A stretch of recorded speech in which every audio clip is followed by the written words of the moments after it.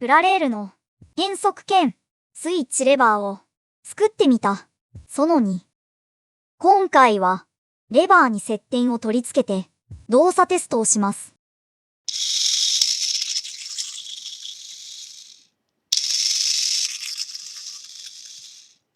接点の板金を切り出します。型紙と板金を台紙代わりの板に貼り付けて、糸のこで切り出します。接着が剥がれてしまって失敗です。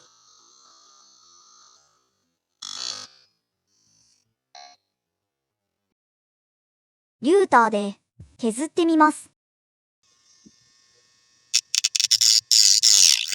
うまく削れません。超音波カッターで切ってみます。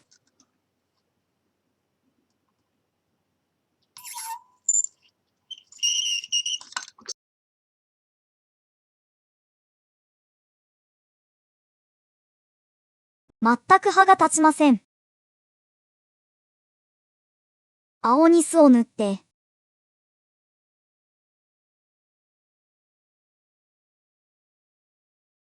型紙に沿って手がきます。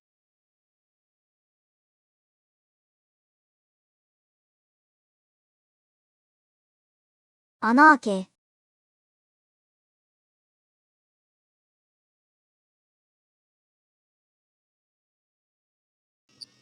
手書き線に沿って削ります。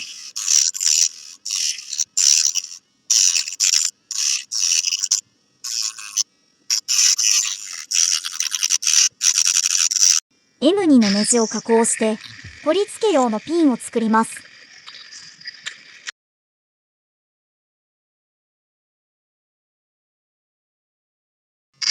ネジの頭は平らに削ります。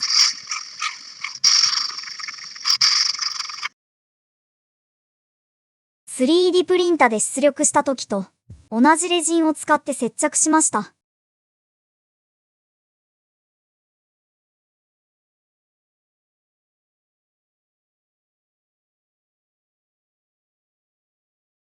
レバーが完成しました。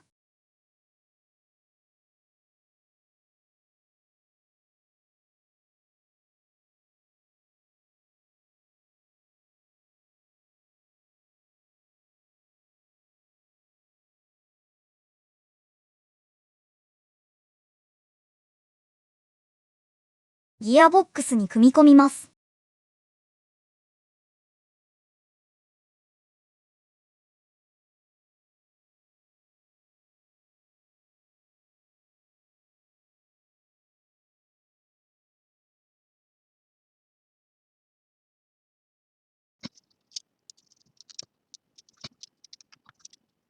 動作テスト。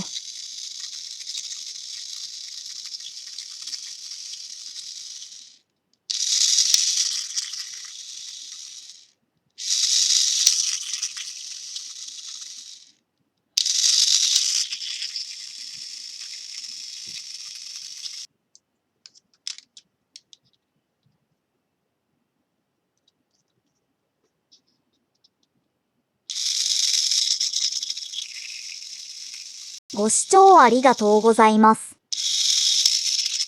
コメントいただけると嬉しいです。チャンネル登録していただけると励みになります。